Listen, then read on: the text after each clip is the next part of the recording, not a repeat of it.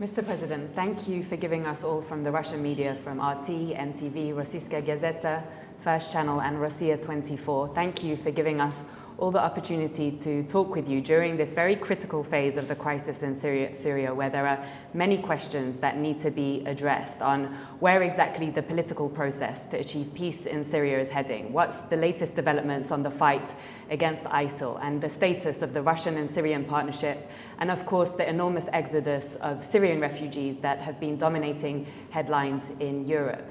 Now, the crisis in Syria is entering its 5th year, and you have defied all predictions by Western leaders that you would be ousted imminently, and you continue to serve today as the president of the Syrian Arab Republic. Now, there's been a lot of speculation recently caused by reports that officials from your government met with officials from the government of your adversary, Saudi Arabia, that caused speculation that the political process in Syria has entered a new phase. But then statements from Saudi Arabia that continue to insist on your departure suggest that, in fact, very little has changed despite the grave threat that groups like ISIL pose far beyond Syria's borders. So what is your position on the political process? How do you feel about power sharing and working with those groups in the opposition that continue to say publicly that there can be no political solution in Syria unless it includes your immediate departure?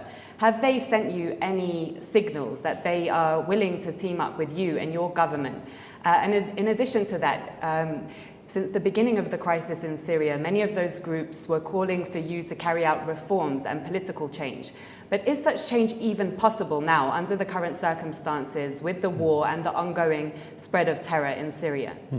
Let me first divide this question. It's multi-question in one question. The first part regarding the political process, since the beginning of the crisis, we adopted the dialogue approach. And there were many rounds of dialogue between the Syrians in Syria, in Moscow, in Geneva. But actually, the only step that has been made or achieved was in Moscow 2, not in Geneva, not in Moscow 1. And actually, it's a partial step. It's not full step, and that's natural because it's a big crisis. You cannot achieve solutions in few hours or few days, but it's a step forward, and we are waiting for Moscow 3. I think we need to continue the dialogue between the Syrians, political entities or political currents, in parallel with fighting terrorism, in order to achieve or to reach a consensus about the future of Syria. So that's what we have to continue in. If I jump to the last part, because it's related to this one, is it possible to achieve anything taking into consideration the prevailing of terrorism in Syria and in Iraq and in the region in general? We have to continue dialogue in order to reach the consensus, as I said, but if you want to implement anything real, it's impossible to do anything while you have people being killed, bloodletting hasn't been stopped, people feel insecure. Let's say we sit together as Syrian political parties or power and achieve a consensus regarding something in politics, in economy, in education, in health, in everything.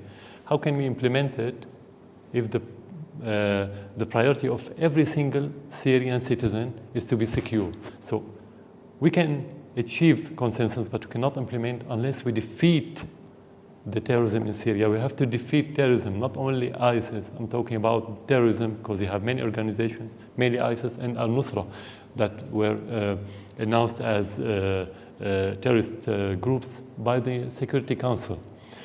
So this is regarding the political process. Sharing the power, of course, we already shared it with some part of the opposition that they accepted to share it with us. A few years ago, they joined the government, although sharing the power is related to the constitution and to the elections, mainly parliamentarian elections, and of course, representation of the Syrian people by those power. But in spite of that, because of the crisis, we said, let's share it now.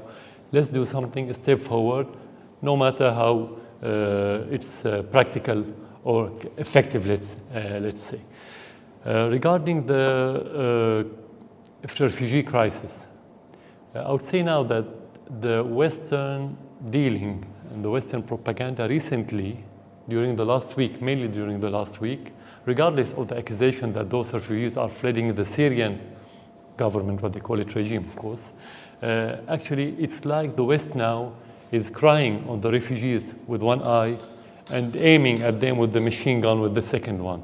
Because actually those refugees left Syria because of the terrorism, mainly because of the terrorists and because of the killing.